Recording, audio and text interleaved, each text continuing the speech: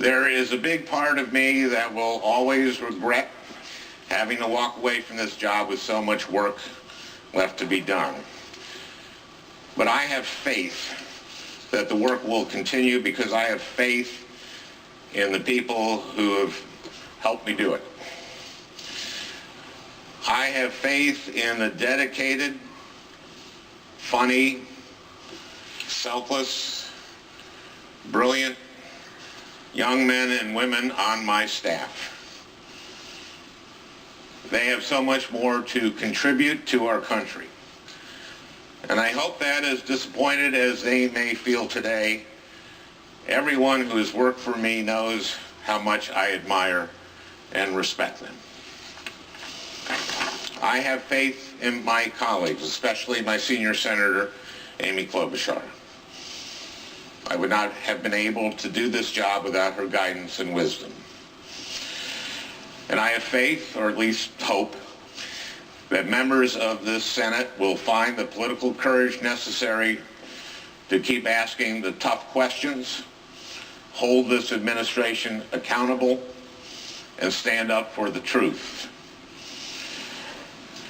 I have faith in the activists who organized to help me win my first campaign and who have kept on organizing to help fight for the people who needed us. Kids facing bullying, seniors worried about the price of prescription drugs, Native Americans who have been overlooked for far too long, working people who have been taking it on the chin for a generation, everyone in the middle class, and everyone aspiring to join it. I have faith in the proud legacy of progressive advocacy that I have had the privilege to be a part of. I think I've probably repeated these words 10,000 times over the years. Paul Wellstone's famous quote, "The future belongs to those who are passionate and work hard." It's still true. It will always be true. And most of all, I have faith in Minnesota. A big part of this job is going around the state and listening to what people need from Washington. But more often than not, when I'm home, I am blown away by how much Minnesota has to offer the entire country and the entire world. The people I've had the honor of representing are brilliant and creative and hardworking, and whoever holds this seat next will inherit the challenge I've enjoyed for the last 8.5 years, being as good as the people you serve. This has been a tough few weeks for me, but I am a very, very lucky man.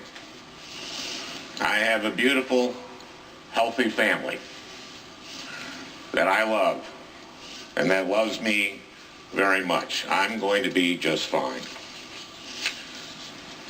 I'd just like to end with one last thing. I did not grow up wanting to be a politician. I came to this relatively late in life. I had to learn a lot on the fly. It wasn't easy and it wasn't always fun. And I'm not just talking about today. This is a hard thing to do with your life. There are a lot of long hours and late nights and hard lessons. And there is no guarantee that all your work and sacrifice will ever pay off. I won my first election by 312 votes. Could have easily gone the other way. And even when you win, progress is far from inevitable. Paul Wellstone spent his whole life working for mental health parity, and it didn't pass until 6 years after Paul died. This year, a lot of people who didn't grow up imagining that they'd ever get involved in politics have done just that. They've gone to their first protest march, or made their first call to a member of Congress, or maybe even taken the leap and put their names on a ballot for the first time. It can be such a rush to look around a room full of people ready to fight alongside you, to feel that energy, to imagine that better things are possible. But you too will experience setbacks and defeats and disappointments. There will be days when you will wonder whether it's worth it. What I want you to know is that even today, even on the worst day of my political life, I feel like it's all been worth it. Politics, Paul Wellstone told us, is about the improvement of people's lives. I know that the work I've been able to do has improved people's lives. I would do it all over again in a heartbeat. All of it? For a decade now, every time I would get tired or discouraged or frustrated, I would think about the people I was doing this for and would get me back up on my feet. I know the same will be true for everyone who decides to pursue a politics that is about improving people's lives. And I hope you know that I will be fighting alongside you every step of the way. With that, Mr. President, I yield the floor.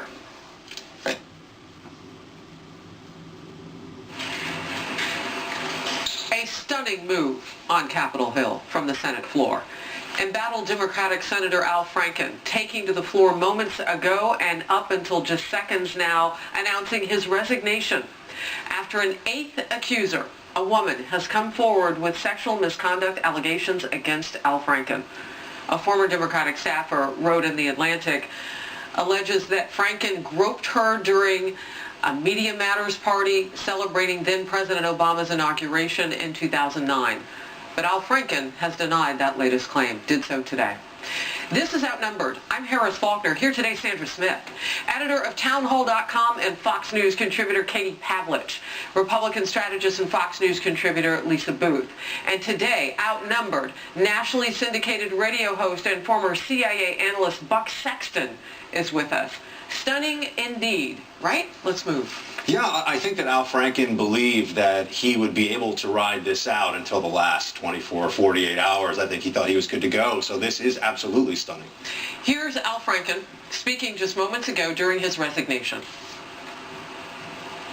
Some of the allegations against me are simply not true. Others I remember very differently. I said at the outset that the Ethics Committee was the right venue for these allegations to be heard and investigated and evaluated on their merits.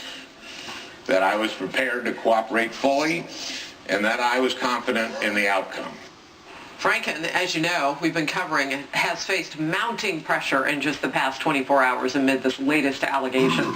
As of this morning, at least 36 Democratic senators have called on Franken to step down.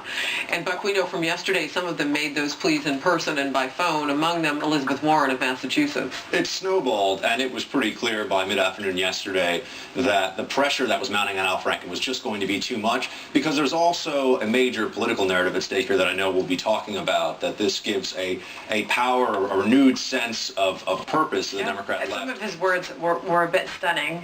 Would you agree, Katie? I know who I really am. Mm-hmm. This is not about me, right? And he also took the time to point out that the people of Minnesota deserve someone who can focus on their business in the Senate, and because of the distraction surrounding his name now, that is something that someone else can do. It'll be interesting to see who replaces him, and it was clear from his comments that although he is leaving the Senate, he is not leaving politics. So you can bet that Al Franken will still be on cable news, he will still be working with the DNC, and he will still be making the rounds in terms of attacking Republicans as we go into an election next year. He said that this resignation comes a few weeks before he would depart, so we'll have to see what he does. Mm-hmm. and the remaining weeks. But Lisa, I don't know if you caught it. He did say the pronoun she when he was talking about what is being left behind. I'm not sure if he meant Amy Klobuchar, perhaps, if there is someone waiting in the wings or what. What did you make of his speech? Well, see, look, Katie had mentioned the fact that he had said, this is for Minnesota voters. I'm worried that I can no longer serve their interests, but this isn't about Minnesota voters. This is about the preservation of the Democrat Party. And what we saw yesterday, as Buck had said, the snowball effect of all these different members, that was a clear politically orchestrated event with Democrats releasing those statements, because it wasn't too long ago where Nancy Pelosi was on Meet the Press calling Conyers an icon, questioning his accusers. It wasn't too long ago where Senator Kirsten Gillibrand was standing hand in hand with Bill Clinton when it was politically expedient for her. And now that it's not to embrace the Clintons and they're no longer politically relevant, they've been pushed aside. So this is about politics. I hate to be cynical like that, but it's very much about politics. His first reaction to the first allegation coming from Leanne, the first thing he did was apologize then.